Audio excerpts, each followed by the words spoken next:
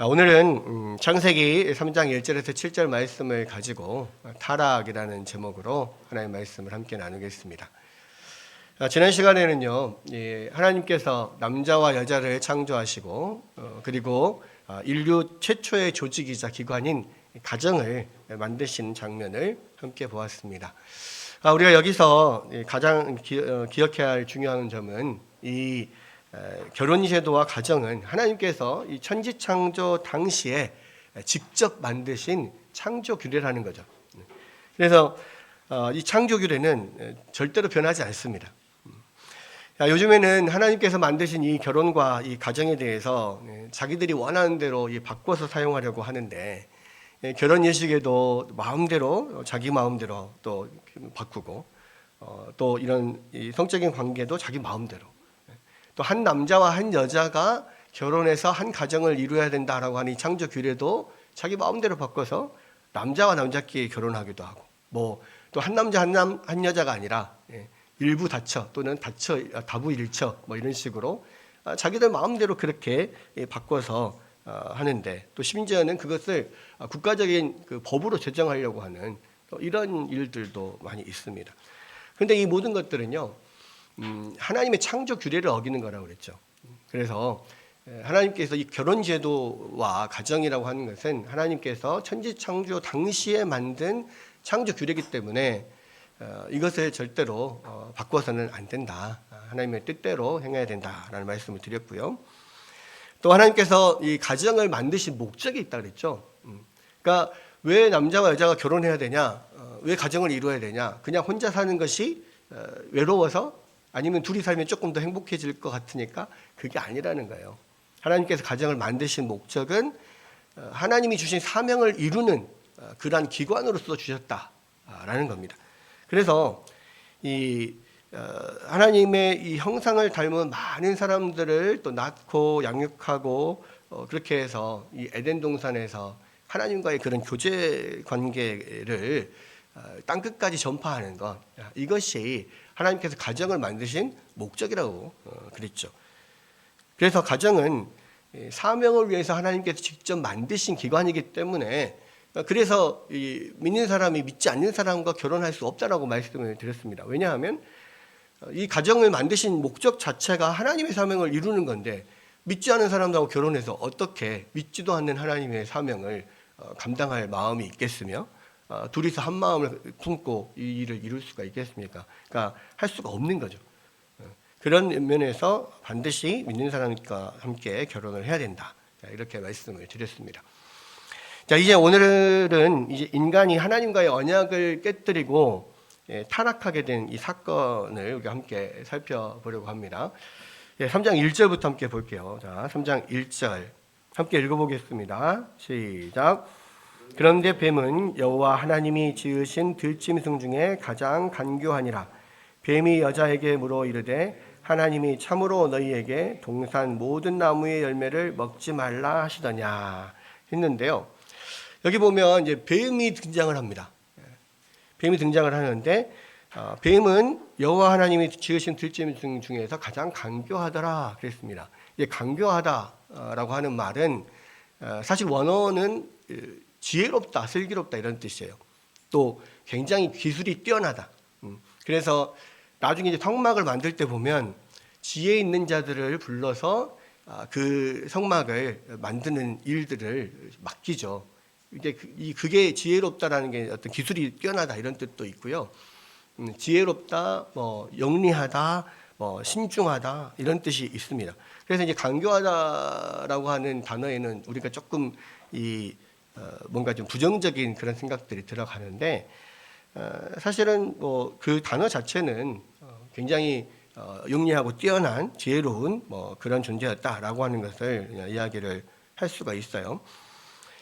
그런데 여기에 나오는 이 뱀이 우리가 지금 현실에서 보는 그냥 그런 뱀, 독을 품고 있고 뭐 이렇게 파충류 그런 진짜 뱀이냐, 아니면 다른 존재냐, 이런 생각을 할 때 성경에 나오는 이 뱀은요, 여기에서는 그냥 누군지 어떤 존재인지를 이야기하지 않지만 이제 뒤에 성경 뒤쪽으로 가면 그 뱀이라고 하는 것이 이제 사탄이라고 이야기가 나옵니다. 그래서 뭐 요한계시록 20장 2절에 보면 뭐 용을 잡으니 옛 뱀이요 마귀요 사탄이라 이렇게 이야기를 해요. 그런데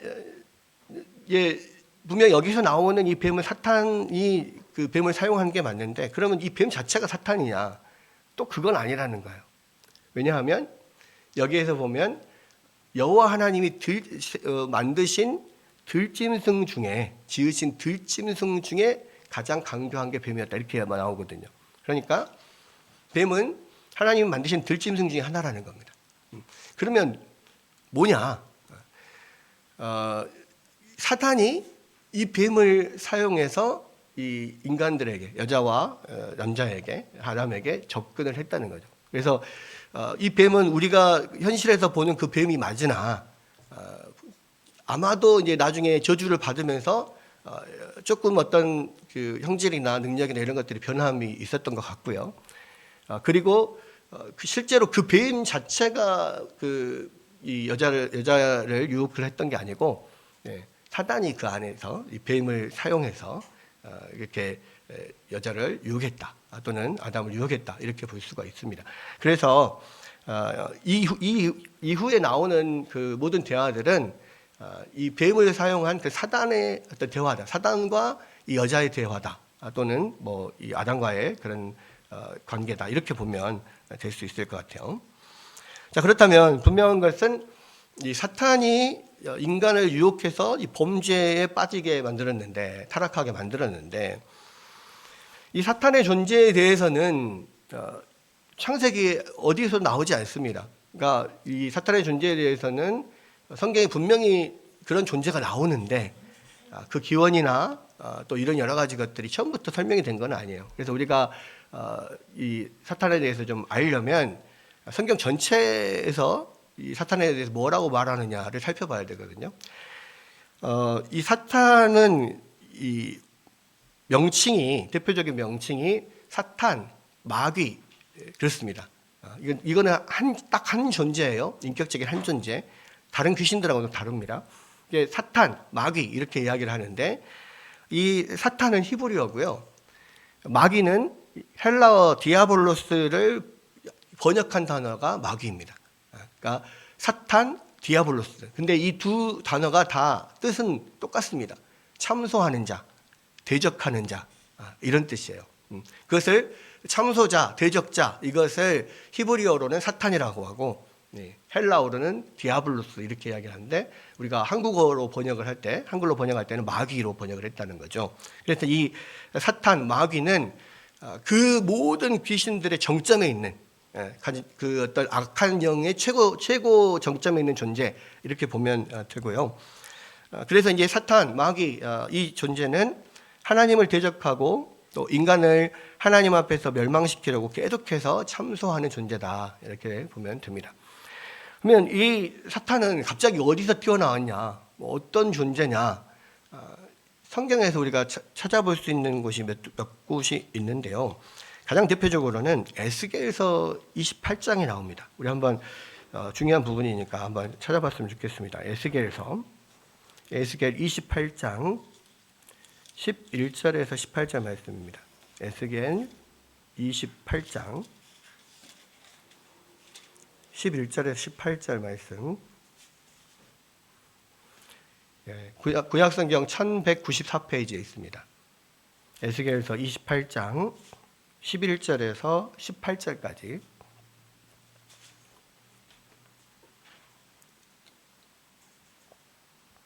에스겔서 28장 11절에서 18절 한번 다 같이 읽어봅시다. 자, 시작. 여호와의 말씀이 또 내게 임하여 이르시되 인자야 두로 왕을 위하여 슬픈 노래를 지어 그에게 이르기를 주 여호와의 말씀에 너는 완전한 도장이었고 지혜가 충족하며 온전히 아름다웠도다. 내가 옛적에 하나님의 동산 에덴에 있어서 각종 보석 곧 홍보석과 황보석과 금강석과 황옥과 홍만호와 창옥과 청보석과 남보석과 홍옥과 황금으로 단장하였으며 네가 지음을 받던 날에 너를 위하여 소고와 비파가 준비되었도다. 너는 기름 부음을 받고 지키는 그룹이며 내가 너를 세우매 내가 하나님의 성산에 있어서 불타는 돌들 사이에 왕래하였도다. 네가 지음을 받던 날로부터 내 모든 길에 완전하더니 마침내 내게서 불의가 드러났도다. 내 무역이 많으므로 내 가운데에 강포가 가득하여 내가 범죄하였도다. 너 지키는 그룹아, 그러므로 내가 너를 더럽게 여겨 하나님의 산에서 쫓아냈고 불타는 돌들 사이에서 멸하였도다. 네가 아름다움으로 마음이 교만하였으며 내가 영화로움으로 네 지혜를 더럽혔으며 내가 너를 땅에 던져 왕들 앞에 두어 그들의 구경거리가 되게 하였도다. 내가 죄악이 많고 무역이 불의함으로 네 모든 성소를 더럽혔으며 내가 네 가운데서 불을 내어 너를 사르게 하고 너를 보고 있는 모든 자 앞에서 너를 땅 위에 죄가 되게 하였도다. 아멘. 아멘. 자, 여기서 보면 이제 에스겔서 28장 11절에서 18절 말씀은요, 두로 왕에 대한 예언입니다. 그런데 내용을 쭉 읽어보면 꼭 두로 왕에 대한 것만 기록된 것은 아닌 것 같아요. 그러니까 이 두로 왕을 하나님의 성전에서 동산에서 쫓겨났던 이 사탄에 비유하는 그런 내용인데, 여기 안에서 사탄이 어떤 존재였는지를 우리가 알 수가 있습니다. 그러니까 여기 14절에 보면요, 사탄은 원래 에덴 동산에 있던 기름 부음을 받고 지키는 그룹이었다, 이렇게 이야기를 하고 있어요. 그러니까 우리 창세기에 보면은 에덴 동산을 지키는 그룹 천사들이 나오잖아요. 불칼과 그룹들로 이제 아담과 하와가 쫓겨났을 때 에덴 동산을 지키는데, 그 지키는 그룹 천사 중에 한 존재였다, 이렇게 볼 수가 있습니다.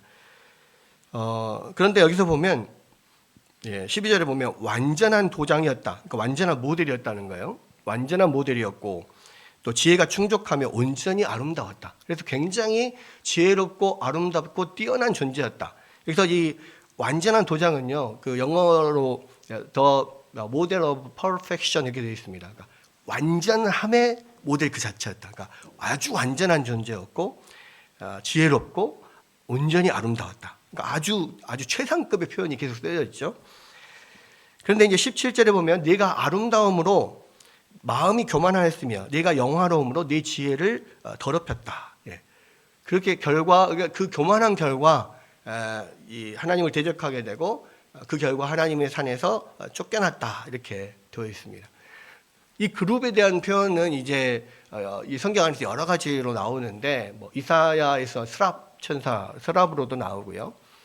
요한계시록에서 그룹 천사가 또 나옵니다. 그러니까 이 스랍, 그룹 다 같은 존재라고 보는데, 이 요한계시록에서 보면 그룹은 이 여러 천사들 중에서도 가장 높은 존재들이고, 또 이 요한계시록에 나오는 네 생물, 이 네 생물이 이제 아마 그룹일 것이다, 이렇게 봅니다만은 이 천사들 가운데 가장 높은 존재이고, 이 하나님을 예배하고 전 우주의 예배를 하나님께 바치는 그런 존재였다는 거죠.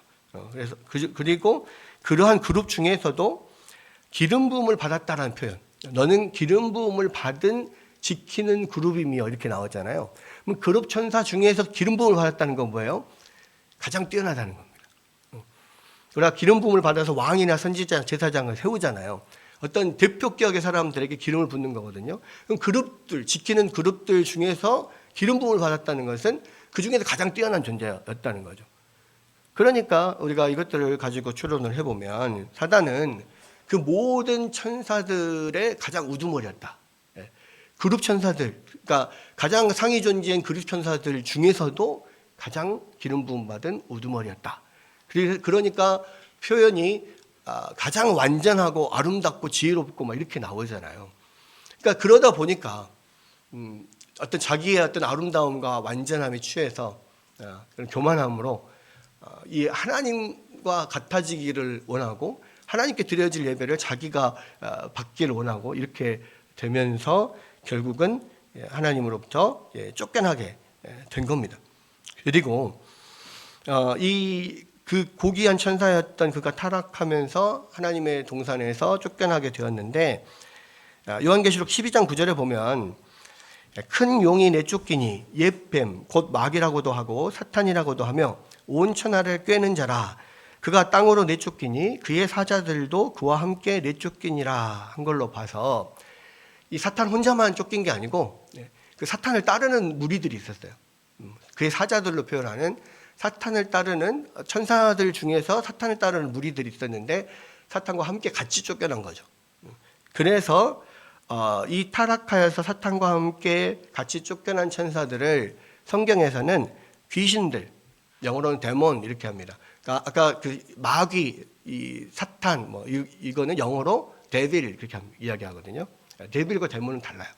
데빌은 귀신들 중에 가장 우두머리인 존재 사탄을 데빌이라고 하고 마귀라고 하고, 그리고 이제 그 사탄을 따르는 이렇게 타락한 천사들의 무리를 귀신들, 데몬스 이렇게 이야기를 합니다. 또는 악의 영들, 성경에서는 그렇게 이야기를 하죠. 그래서 우리가 지금 이 인간을 유혹한 존재가 누구냐? 이 사탄, 마귀, 먼저 타락한 존재, 쫓겨난 존재 이렇게 볼 수가 있고, 그래서 이 사탄은 하나님을 대적하는 방법으로 하나님이 다시 당신의 형상으로 만들어서 가장 귀히 여기는 사람을 타락시키려고 하는 거예요. 그래서 그것이 가장 하나님의 마음을 아프게 하는 공격이니까 그렇게 이 사단이 이 인간을 타락시켜서 자기들의 권세 안으로 인간을 끌어내리는 거죠. 그런 것입니다. 자, 그런데 우리가 이 마귀나 귀신들에 대해서 꼭 짚고 넘어가야 될 게 있어요. 여러 가지 오해들을 갖고 있거든요. 왜냐하면 우리가 세상에서 말하는 여러 귀신들, 막 이런 귀신 영화, 귀신 이야기 뭐 이런 것들을 통해서 우리가 잘못된 그런 그 선입견을 가지고 있습니다. 여러분, 이 귀신들이라고 하면 우리가 뭐 이렇게 세상에서 보통 뭐 잘 아는 뭐 처녀 귀신, 뭐 무슨 뭐 드라큘라, 뭐 그렇게 해서 막 이 사람들 나타내서 놀래키고 사람들을 공격해서 막 잡아먹고 막 이런 존재로 생각해요. 그렇죠? 근데 여러분, 천사나 귀신들, 타락한 천사나 그냥 그 선한 천사나 육체가 있나요, 없나요? 네, 없어요. 우리와 똑같은 육체는 없습니다. 그냥 영이에요. 그러니까 영이지만 영적인 육체를 가지고 있죠. 어떤 영적인 형상은 가지고 있어요. 그래서 실제적으로 우리처럼 육체를 가지지 않았기 때문에 인간들을 물리적으로 공격하는 것은 불가능합니다. 그러니까 뭐 귀신들처럼 뭐 드라큘라처럼 이렇게 막 사람을 직접 가서 물고 공격하고 이렇게 할 수 없단 말이에요. 왜냐하면 천사들은 영이니까. 다만 인간의 모습으로 나타나긴 하죠. 우리 인간에게 뭔가를 하나님 메시지를 전할 때 천사들이 인간의 모습으로 나타나긴 합니다. 근데 성경에 보면 메신저로서 인간에게 나타난 천사들은 이렇게 뭐 날개 달린 천사들은 거의 아닌 것 같아요. 그냥 사람의 모습. 왜냐하면 아브라함이 하나님과 그 천사들 소돔과 고모라를 멸망시키러 가는 그 하나님과 천사들을 만났을 때 그들은 그냥 지나가는 그 손님들로 생각을 했단 말이에요. 아브라함이. 그래서 우리 집에 와서 들어오셔서 같이 식사하고 가십시오. 막 이렇게 대접하겠습니다. 이렇게 했거든요. 그러니까 대부분 이스라엘 고대 근동에서는 그렇게 지나가는 사람들에게 호의를 베풀고 식사를 제공하고 잠자리를 제공하고 하는 것을 이 좋은 일이라고 생각을 했어요. 그것이 복 받는 일이라고 생각을 했습니다. 왜냐하면 자기도 알지 못하게 천사들을 대접할 수도 있기 때문에, 만약에 자기도 모르게 천사들을 대접했다 그러면 하나님께서 그들에게 복을 주실 거다 이렇게 생각을 했거든요. 그 이야기는 뭔 말이에요? 천사들이 사람의 모습으로 인간에게 와도 사람하고 구별이 안 된단 말이에요. 그죠? 그래서 우리가 생각하는 것처럼 무슨 날개 달린 천사 뭐 이런 것은 거의 사람에게 나타날 때 그런 건 없습니다. 딱 한 가지 날개 달린 존재가 있어요. 성경에 나오는 그룹입니다. 그룹과 스랍. 그래서 이제 그 이사야에 보면 스랍 천사들이 이 6 날개를 가지고 두 날개는 얼굴을 가리고 두 날개는 몸통을 가리고 두 날개는 발을 가리면서 하나님 앞에 거룩하다 거룩하다 찬양하는 장면이 나와요. 근데 그 스랍도 그룹일 거라고 생각을 합니다. 그리고 그 이스라엘의 성막 안에 있는 법궤 있죠. 언약궤. 그 언약궤를 덮는 뚜껑 위에 그룹 천사 둘이 날개를 이렇게 서로 맞대고 엎드려 있는 조각이 그 형상이 이렇게 조각이 돼 있잖아요. 그 그룹 천사들은 두 날개를 펴서 이렇게 가리고 그 안에서 엎드리는 그런 장면을 보여요. 왜냐하면 그 그룹 천사들이 엎드린다는 것은 하나님을 경배하는 거거든요. 거기 안에 하나님이 임재하신다 그런 뜻이거든요. 그래서 이제 날개가 달린 존재는 그룹 천사밖에 없어요. 현재 우리가 성경에서 봤을 때. 그러나 이들은 영이고 육체가 없기 때문에 영적인 존재이기 때문에 우리 손에 잡히거나 만져지거나 우리를 악한 천사들이라고 했을 때도 귀신들이라고 해도 우리를 물리적으로 공격할 수 없다. 많은 사람들이 그것 때문에 두려워하거든요. 근데 그렇지 않아요. 우리가 알아야 될 것이고요. 또 한 가지는 천사나 마귀나 귀신들도 다 하나님이 지으신 피조물이라는 거예요. 그러니까 이게 굉장히 중요한 이야기입니다. 왜냐? 피조물이라고 하는 것은 한계가 있어요.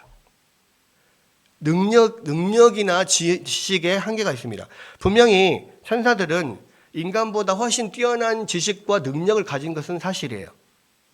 하지만 하나님처럼 전지전능하지는 않아. 한계가 있단 말이에요. 그래서 이 마귀는요 전지하지 않기 때문에 마귀나 모든 귀신들도 전지하지 않기 때문에 우리의 인간의 마음을 꿰뚫어 볼 수는 없어요. 여러분 그래서 이 마귀가 우리 안에 할 수 있는 것은 우리를 떠보고 우리를 충동질하고 이렇게 하는 거예요. 그래서 우리에게 강압적으로 우리와 의지와 상관없이 악한 마음을 품게 하거나 악한 행동을 하게 해서 우리 의지와 상관없이 무언 일을 하도록 만들 수 있는 그런 전지함과 전능함은 없단 말이에요. 다만 마귀는요 교묘한 말로 여러분을 떠보고 충동질해서 우리가 스스로 범죄의 길로 가도록 그렇게 유혹하는 거예요. 그러니까 우리의 의지를, 우리의 어떤 마음을 꿰뚫어보고 우리의 의지를 장악해서 우리의 어떤 의사와 상관없이 그냥 강제로 뭔가 악한 일을 하게 한다. 강제로 어떤 악한 마음을 먹게 한다. 절대 그렇게 할 수 없다는 말이에요. 왜? 마귀는, 귀신들은, 천사들은 전지전능하지 않으니까. 그래서요, 우리가 악한 의지를 품고 악한 행동을 하는 것은 마귀가 여러분을 시키는 게 아니고요. 여러분 행동으로 하는 거예요. 여러분 안에 있는 악한 마음과 여러분의 스스로 하는 행동들은 다 여러분 의지로 여러분 스스로 하는 거라고. 마귀는 우리의 행동을 강제하지 못해요. 그게 아담과 하와를 유혹할 때도 그대로 나와요. 여러분 그래서 이건 내가 무슨 마귀에 들렸나 봐. 내 탓이 아니야. 마귀 탓이야. 이렇게 마귀 탓하지 말라고요. 왜? 그게 다 여러분이 스스로 한 거예요.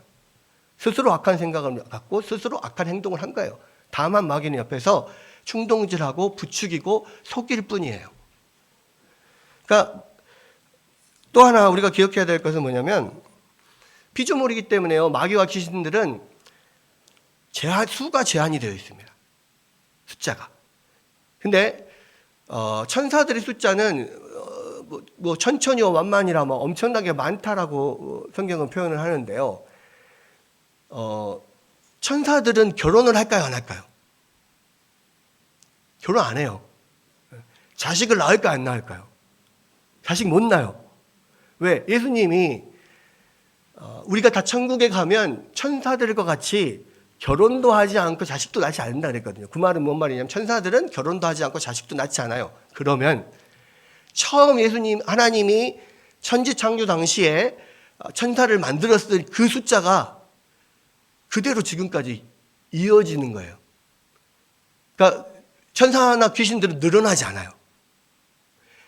그리고 그 하나님께서 만든 그 천사들 가운데 일부가 마귀를 따르는 악한 영들이 됐잖아요.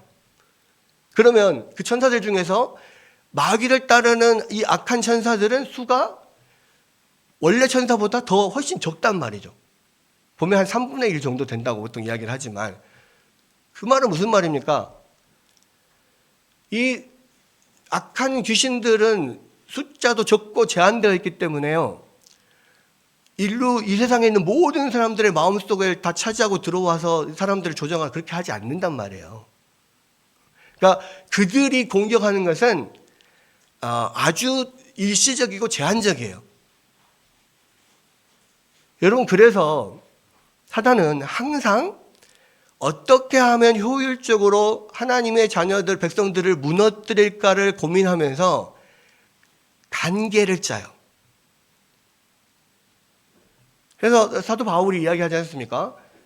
우리에게 사단이 마귀가 우는 사자와 같이 삼키일자를 찾는다라고 하는 것은, 그런 존재들이 많으면요 그냥 물량 공세하면 돼요. 그런데 수가 적기 때문에 어떠한 계략을 짜고 어떤 사람을 넘어뜨려야 될지, 누구를 쳐야 될지, 어떻게 공격해야 될지, 어떻게 하나님 나라가 무너질지, 이것을 아주 고민하면서 그렇게 공격을 하기 때문에, 여러분, 우리가 항상 마귀에게 휩싸여 있고 마귀에 의해서 이렇게 우리의 모든 의지나 이런 것들이 제재를 당하고 끌려가거나 그런 일이 없단 말이에요. 여러분, 그리고 마귀의 공격은 제한적입니다. 제한적이야. 또 일시적이에요. 항상 그렇게 할 수도 없고 어떤 일시적이에요. 그러나 효과적으로 무너뜨리기 때문에, 한번 이렇게 마귀에게 속임을 당하고 그렇게 충동질을 당한 사람들은 한번 무너지면 혼자만 무너지는 게 아니라 그 주변을 그 엄청나게 악한 영향력을 끼칠 수가 있어요. 그리고 사람은 속는 거예요. 나는 내가 하고 싶어서 하는 게 아니야. 마귀가 나를 자꾸 흔드니까 내가 어쩔 수 없이 하는 거야. 이렇게 생각하게 만드는 거예요. 그런데 그렇지 않다고요. 여러분, 그래서 성경에 보면 마귀를 대적하라고 해요. 우리의 의사와 상관없이 우리를 공격하는 마귀를 대적하고 물리칠 수 있어요. 어떻게 물리칠 수 있습니까? 말씀과 기도로. 하나님의 백성들은요, 말씀과 기도로 물리칠 수 있어요. 그래서 사도 바울이 우리에게 하나님의 전신갑주를 입고 마귀의 관계에 대항하라고 하잖아요.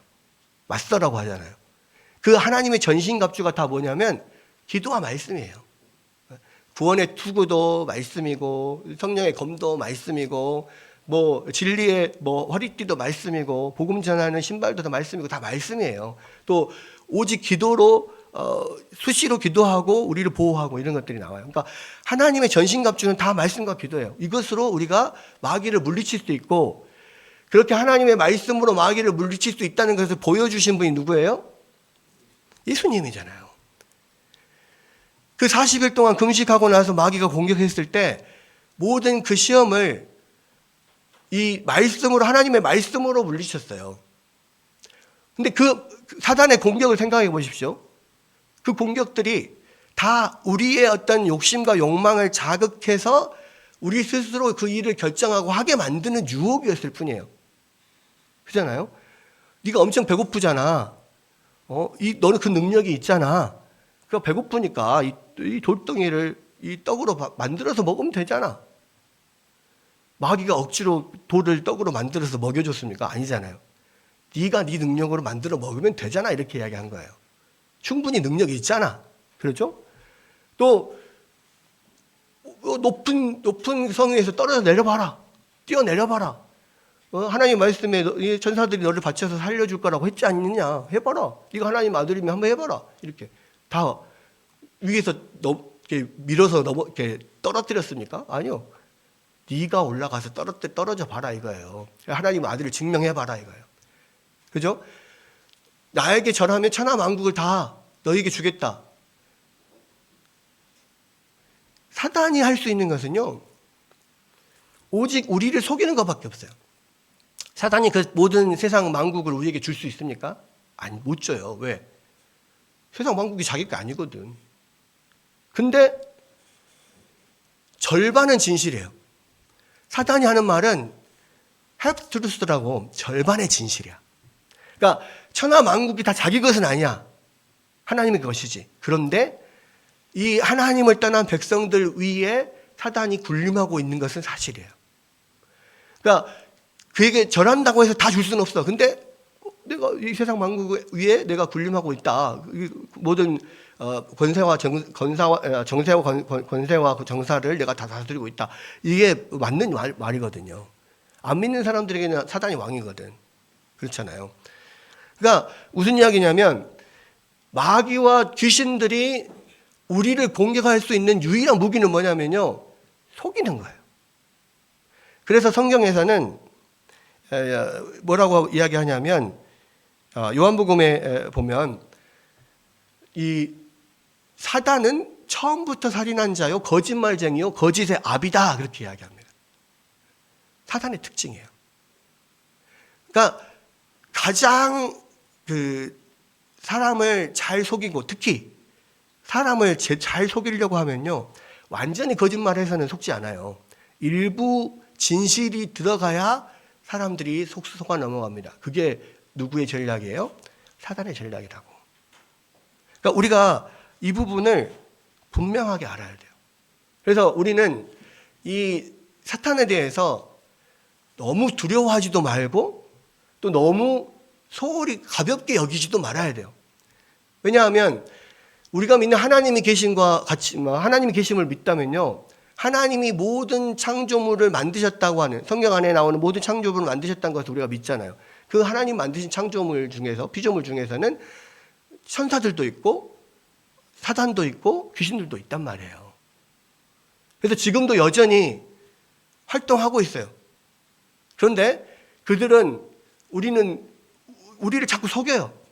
우리를 공격할 수 있고 우리를 넘어뜨릴 수 있고 우리를 다 이렇게 완전히 제압할 수 있고 모든 능력을 가졌고 전지전능하고 모든 것을 알고 미래를 다 알 수 있고 나를 따르면 천하 만국을 다 주고 보화를 주겠다. 다 거짓말이라고. 그래서 여러분 우리가 점쟁이한테 가서 미래를 물어보잖아요. 앞으로 어떻게 되겠습니까? 내 사업이 잘 되겠습니까? 내가 결혼은 어떻습니까? 어떤 여자를 만나면 좋겠습니까? 물어봐요. 근데 진짜 용한 무당들, 용한 점쟁이들은 얼추 맞춰요. 미래에 대해서. 왜 그러냐면 우리보다 더 지식과 어떤 지능과 능력이 더 뛰어나기 때문에 여러 가지를 통해서 그 사람의 어떤 가까운 미래에 대해서 어느 정도 이렇게 알아낼 수 있는 면이 있단 말이에요. 그러나 모든 걸 다 알진 않아. 과거에 대해서도 어느 정도 좀 알 수 있어요. 그런데 모든 것을 다 알진 않아. 왜? 모든 것을 다 아는 전지하신 분은 하나님밖에 없으니까요.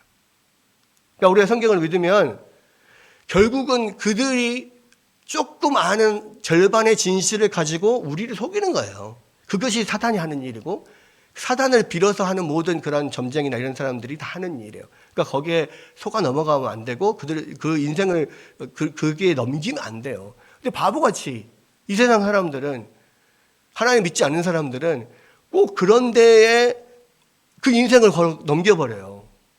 그러면 참 안타까워요. 그것이 심지어는 지식이 많은 사람조차도 또는 어떤 재벌 기업가들조차도 또는 아주 유능한 정치인조차도 그런 식으로 그런데 그냥 넘어가 버린단 말이에요. 사실 그들 다 속고 있는 거거든. 여러분 그래서 우리가 이 사탄에 대해서 정확하게 알아야 됩니다. 왜? 인간이 이 타락하게 된 것이 바로 이 사단의 유혹 때문에 그런 거잖아요.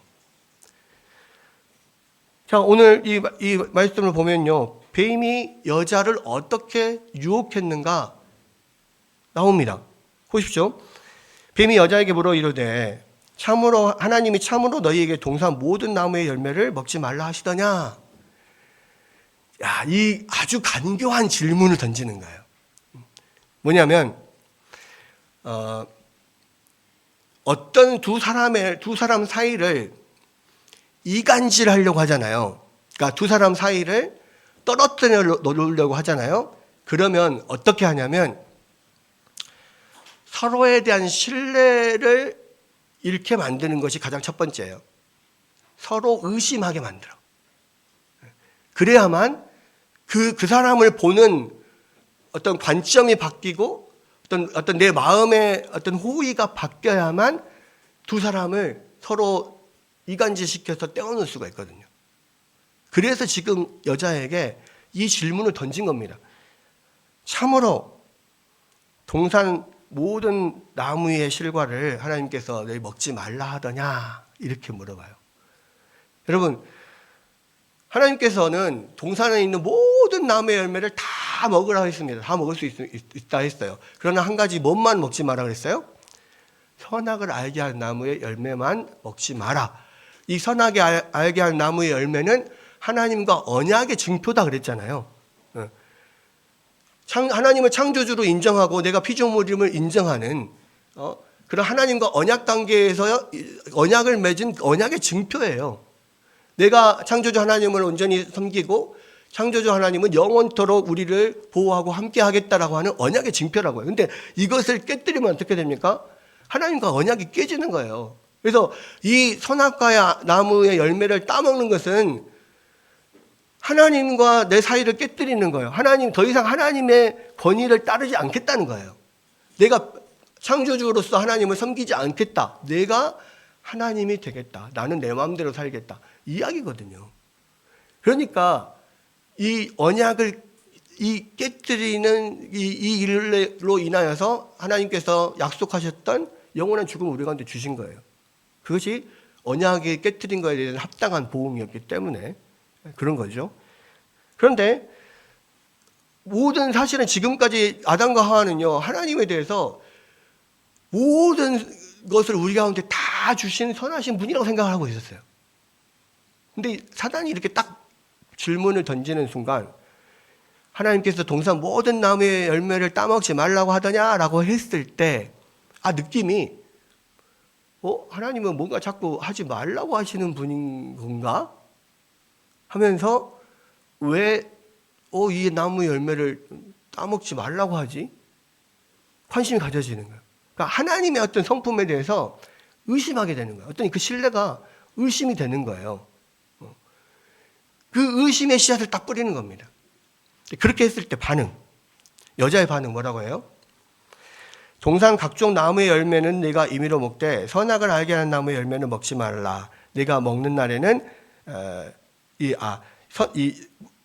뭐라고 했냐면 여기서 먹지도 말고 만지지도 말라.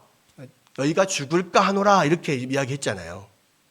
그러니까 이 여자의 대답을 보면 이제 약간 그 사단의 그런 딱 던지는 의심이 안에서 좀 딱 트면서 뭔가 하나님에 대한 신뢰가 살짝 무너진 느낌이 딱 와요.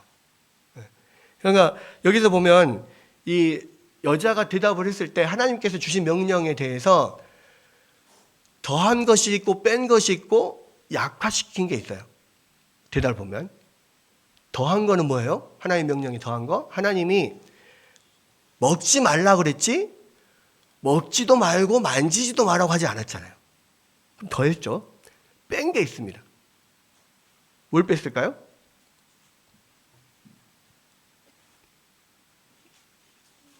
네? 죽는다. 그것은 약간 변화를 시킨 거죠. 변화를 시킨 거.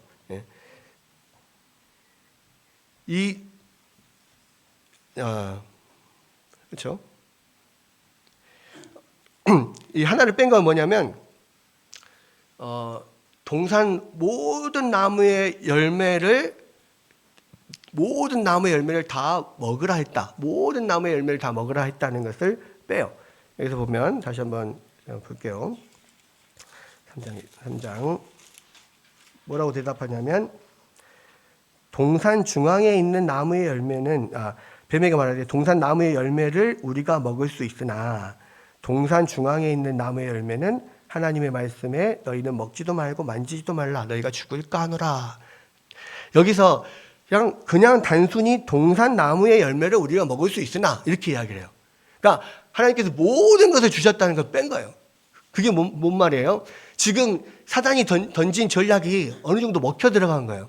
하나님 우리 가운데 모든 것을 다 주셨는데 그거는 생각 안 하고 먹지 말라고 한 것에만 지금 초점을 맞춰서 지금 이 여자가 이야기를 하는 거예요. 그러면서 약화시킨 부분이 뭐예요? 이것을 먹으면 너희가 반드시 죽으리라 그랬는데 죽을까 하노라, 죽을 수도 있다 이렇게 지금 표현한 거예요. 그러니까 우리나라 말에는 이게 정확하게 안 나오는데 히브리어 말에는 정확히 반드시라고 하는 부사 또 죽을 수도 있다라고 하는 부사가 정확하게 들어가 있어요. 그러니까 지금 이 사단이 던지는 그 계략에 여자가 넘어간 겁니다. 이게 그래서 거기에 대해서 말을 더하기도 하고 빼기도 하고 약화시키기도 해요. 여러분 이게요 사단이 우리를 넘어뜨릴 때에 늘 쓰는 전략이에요. 그 사단의 전략은 태초부터 지금까지 변하지 않아요. 태초부터 지금까지 하나님의 사랑도 변하지 않고 사단의 전략도 변하지 않아. 여러분 꼭 사단은요 우리의 마음에 자꾸 이런 그런 우리의 욕망과 욕심들을 자극해서 우리가 자꾸 그 사단의 어떤 유혹에 솔깃하게 합니다. 결국 거기에 흔들리면 우리가 스스로 이런 식으로 말을 더하거나 빼거나 이 가감하면서 약화시키거나 하면서 그 그러니까 사단이 이끄는 대로 자꾸 우리가 끌려간단 말이에요. 여러분 사람들이요 어떤 경향이 있냐면 자기한테 불리한 것은 잘 말하지 않아. 여러분 그 학교에서 어떤 아이들 둘이 싸웠어요. 그럼 둘이 싸웠을 때 각 집에 가서 각 아이들이 엄마 아빠한테 말을 할 때 보면 자기가 잘못한 것은 하나도 말 안 해. 다 자기가 잘한 것만 말해. 그래서 서로 양쪽 집안이 서로 다른 아이가 잘못했다라고 여기는 거예요, 사람들이. 왜 그래요? 나는 사실을 말해. 그러나 나에게 불리한 것은 말하지 않을 뿐이야. 이게 사람들은 스스로 다 항상 그렇게 행동을 하거든요. 근데 그게 사단의 전략이라고. 그게 사단에게 넘어가는 거예요. 여러분, 우리가요, 살다 보면, 인간 사이에 어떤 여러 가지 오해나, 그런 그 갈등들이 많이 생깁니다. 근데 왜 생기는지 아세요? 다 이것 때문에 생겨요. 절반의 진실만 말하기 때문에. 자기한테 불리한 건 말하지 않기 때문에. 자연스럽게 그렇게 돼요. 그러니까 갈등이 생기고 오해가 생겨요. 그리고 나는 합리화해. 약화시켜. 내가 잘못한 건 약화시켜. 그래서 결국은 나중에 지나고 보면 자꾸 내 생각 속에서 자꾸 더하고 빼고 약화시키면서 결국은 내가 잘한 거야. 상대방도 똑같아. 결국은 내가 잘한 거야. 결과적으로 어떻게 됩니까? 쟤는 잘못했는데 왜 저렇게 뻣뻣하고 사과도 안 하고 서로 손가락질해요. 그렇게 해서 서로 갈등이 생기고 오해가 생기고 서로 등을 돌려. 근데 그게 누구의 전략이다? 사단의 전략이에요. 그러니까 여러분 사단의 전략에 여러분 절대 넘어가면 안 돼요. 절반의 진실이 사단이 항상 쓰는 전략이라고. 그래서 나는 불리한 것 조금 싹 빼고 이렇게 말하는 것을 나는 그래도 진실을 말했어 이렇게 말하면 안 돼요. 그것이 바로 사단의 전략이라고. 절반의 진실은 거짓이에요. 그리고 가장 무서운 거예요. 왜? 사단의 전략이니까. 여러분 그래서 우리가 두 사람이 싸워서 화해시키려고 하잖아요. 그럼 양쪽 말을 다 들어봐야 돼. 근데 양쪽 말을 다 들어보면 다 서로가 옳대. 다 저 사람이 잘못했대. 그러면 절대로 관계가 회복되지 않아요. 여러분, 우리가 어떤 다른 사람의 어떤 이야기를 내 어떤 상사나 어떤 관계된 사람에게 이야기해야 될 때가 있어요. 그럴 때 여러분 반드시 진실만 전달해야 돼요. 많은 경우에 어디서 오해가 생긴지 아십니까? 이 사람에 대한 이야기를 다른 사람에게 이야기할 때, 뭐 특히 상사한테 보고할 때, 이 사람이 이렇게 이야기하고 이렇게 행동했습니다라고 정확하게 객관적인 사실만 전달을 해야 되는데 거기에 자기의 해석을 붙이는 경우가 있어요. 이 사람이 이런 말을 했고 이렇게 행동을 했는데 내 생각에는 이것이 이런 뜻 같습니다라고 해석을 붙여서 전달을 해버려요. 그러면 그것은 자기의 해석이지 그 사람의 원래 뜻이 아닌 경우가 대부분이거든요. 그러면 그것을 전달받은 사람은 그래? 그러면서 그것을 해석된, 내 식으로 해석된 것을 받아들여요.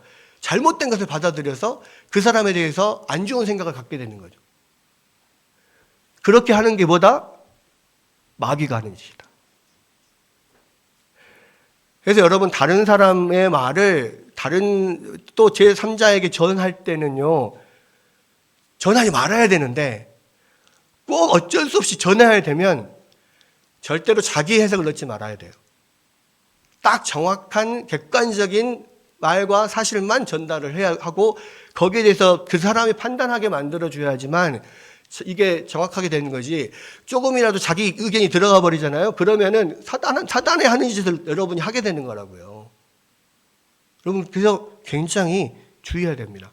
항상 말을 전하다 보면, 이야기하다 보면 더하거나 빼거나 약화시키거나 이런 일들이 일어날 수 있어요.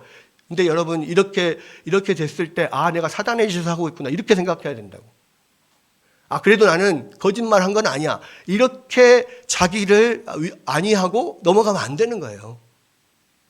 여기서부터 지금 사실은, 이 사단의 어떤 계략에 이들이 넘어간 겁니다.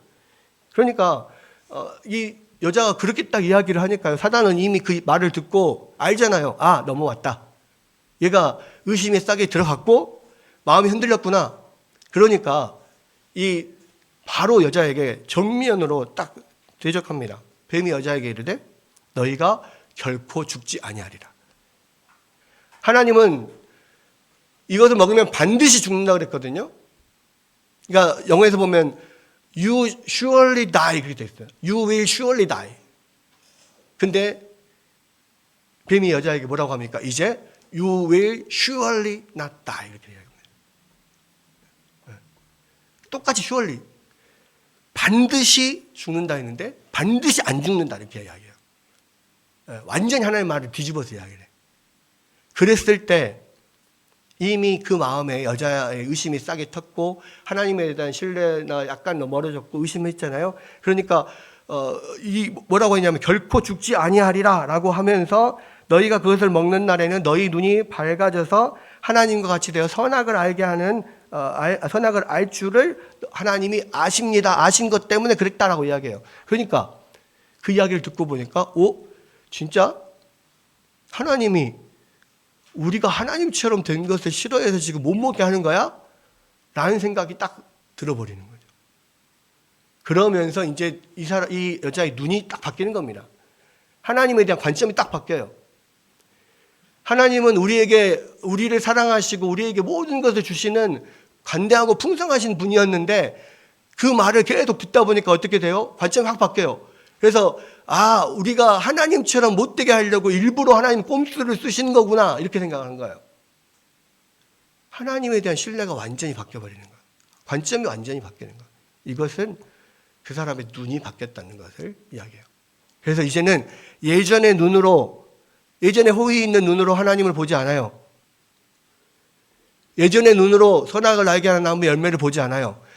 예전의 눈은 하나님이 명령하셔서 이것을 먹으면 반드시 죽는다라고 하는 언약의 증표인 나무였는데 이제 눈이 딱 바뀌니까 어떻게 돼요? 이거 먹으면 하나님처럼 되는 나무구나. 딱 보니까 나무가 열매가 먹음직도 하고 보암직도 하고 지혜롭게 할 만큼 탐스럽기도 해요. 눈이 바뀐 거죠.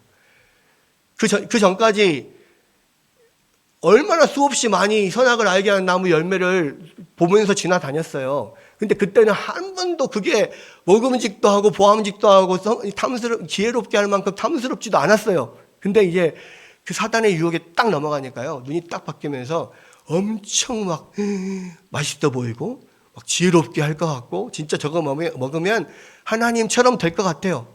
진짜 저거 먹으면 선악을 분별할 것 같아요. 그래서 행동을 하는 거죠.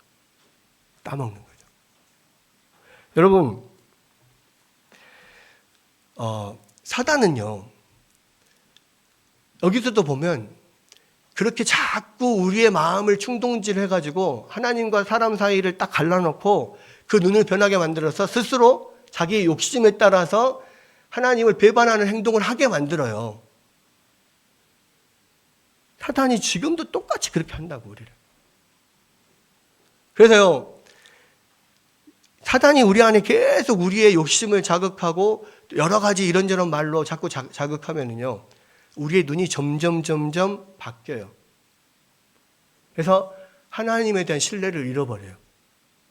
하나님의 성품에 대해서 아주 관대하고 좋으신 하나님에서 쫀쫀한 하나님 이렇게 바뀌어버려요. 사람에 대해서도 마찬가지고. 사단은 예전이나 지금이나 똑같이 그렇게 작용을 합니다. 그리고 그게 다 절반의 진실이에요. 여러분, 그렇게 해서 여자가 그 열매를 따먹었죠? 그리고 옆에 있는 남편에게도 줬어요. 남편도 따먹었습니다. 결과적으로 어떻게 됐어요? 눈이 밝아졌습니까? 안 밝아졌습니까? 사단의 말대로 눈이 밝아졌어요. 근데 눈이 밝아져서 선악을 분별했습니까? 아니요. 악을 알게 됐어요. 그전에는 그러니까 선악을 분별한 게 아니라 악만 알게 된 거야. 자신이 죄를 지었다는 걸 알게 되고 어떤 죄책감과 수치심에 빠지게 돼. 그러니까 그 결과가 어떻게 됩니까? 그전에는 다 벗고 있었으면서도 전혀 부끄럽지 않았어요. 그 이야기는 뭐냐면 수치심도 없었고 아담과 하와 둘 사이에도 또 하나님과의 사이에도 깊은 친밀감이 있었단 말이에요. 우리가 그런 이야기 하잖아요. 그런 남자들끼리 친해지려면 목욕탕을 가면 되고 여자들은 친해지면 그 다음에 목욕탕을 간다고. 남자들은 친해지려고 목욕탕을 가고 여자들은 친해지면 목욕탕을 같이 간다고. 뭐 그런 이야기 있잖아요. 왜?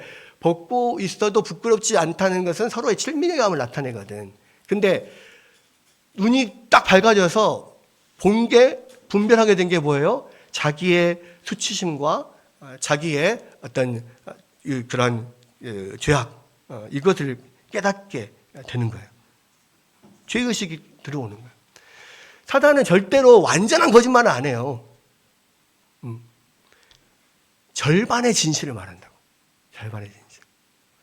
여러분, 그렇게 해서 이 인류가 사단의 게임에 빠져서 이거 먹으면 진짜 하나님처럼 될 거야 하고 그 꿈에 부풀어가지고 딱 먹었는데 결국은 하나님의 언약을 깨뜨리고 그 대가인 영원한 죽음을 받게 되고 자기들은 서로 수치심과 죄의식에 휩싸이고 남자와 여자는 그렇게 나의 뼈와 살이다 막 하면서 그 죽고 못 살았던 사이가 딱 갈라지면서 서로 비난합니다. 죄 때문에 내가 그랬어요. 죄 때문에 그랬어요. 서로 이렇게 갈라진 그런 모습들. 여러분, 이 모든 과정이 사단이 아담과 하와를 유혹했던 과정이요. 지금도 이 시대에 이곳에서도 여전히 사단이 그렇게 우리를 공격하고 있다고요. 그런데 여러분, 우리는 이 사단의 공격에 능히 대적할 수 있어요. 왜? 예수님께서 제2의 아담으로 오셔서 이 모든 사단의 공격을 모든 말씀으로 다 이겨내셨잖아요.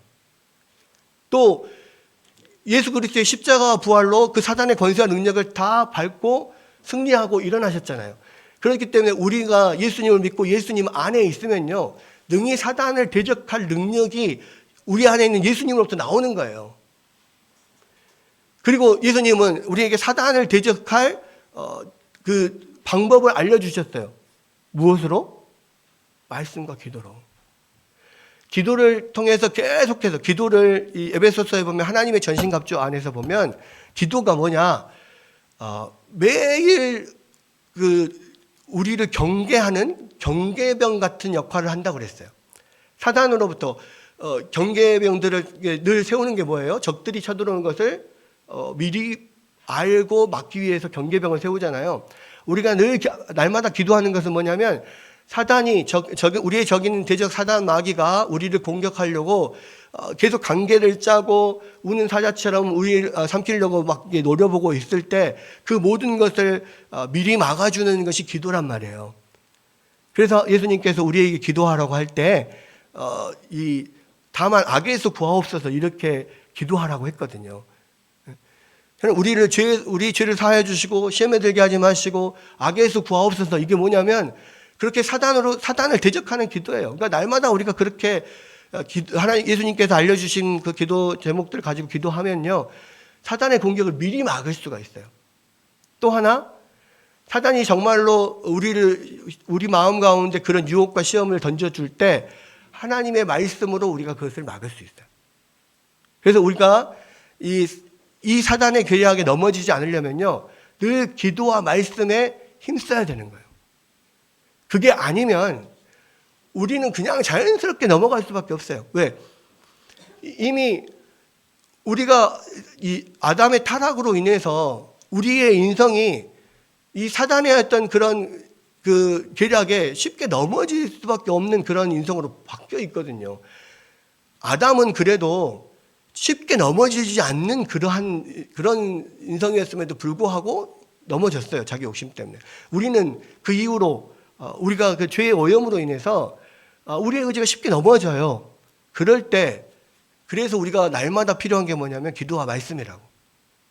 기도와 말씀이 늘 우리 안에 충만해야만 사단의 공격에 넘어지지 않을 수 있는 거예요.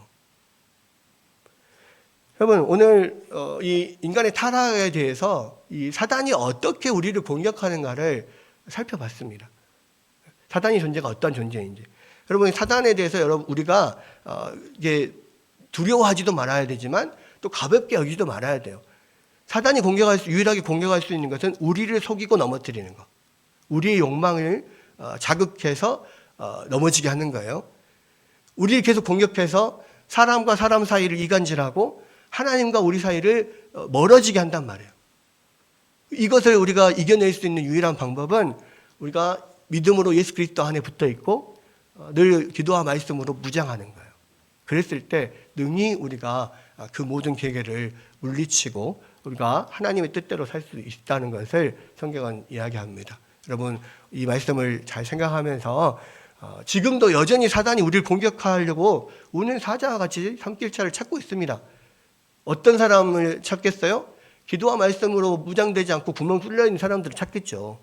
그러니까 철저하게 우리가 기도와 말씀으로 무장하고 사단을 대적하고 그렇게 주님의 백성으로 주님께 영광 돌리는 삶을 살 수 있기를 주의 이름으로 축원합니다.